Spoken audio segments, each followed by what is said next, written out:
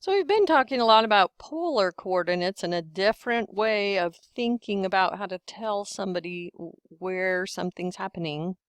So in this case, we can imagine that if you have a vector, that another way of telling somebody where the vector is to tell them this angle alpha, that it is away from the horizontal, which is going to continue to be 0 degrees or 0 radians, and its magnitude.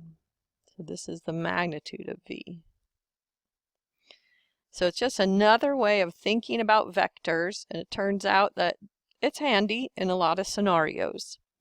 So if we write the vector in its magnitude and direction form, then we have to think about how to write it in IJ form.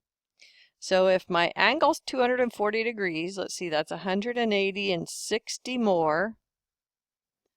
So that's my alpha is 240 degrees. Then the magnitude of my vector is 3.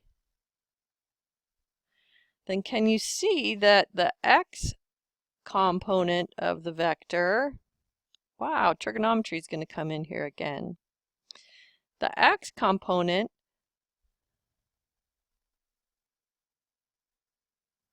is going to be magnitude of V cosine of 240 degrees. And the cosine's negative, so this component is going to come out negative, which is correct, as we can see by looking at the picture. So let's see, 240 degrees, the reference angle is 60. Cosine of 60 is a half. So this equals the magnitude of V, which is 3, times negative 1/2, because we're in quadrant 3. So that's negative 3/2 is the x component. So then we need the y component, which is the other vector that needs to get added to result in vector V. So hopefully you can see that the y component is going to be magnitude of V sine 240 degrees, and conveniently x goes with cosine and y goes with sine, so alphabetical order still is the order of the day. So magnitude of V is 3. Sine of 240 degrees is going to be negative root 3 over 2. So you're going to get negative 3 root 3 over 2. So vector V is, in angle bracket notation, negative 3/2, negative 3 root 3 over 2.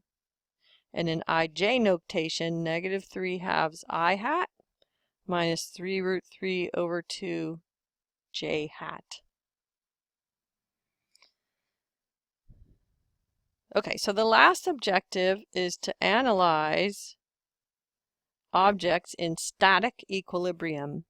And if the sum of all the forces acting on an object is 0, it's in what's called static equilibrium. It's not going anywhere.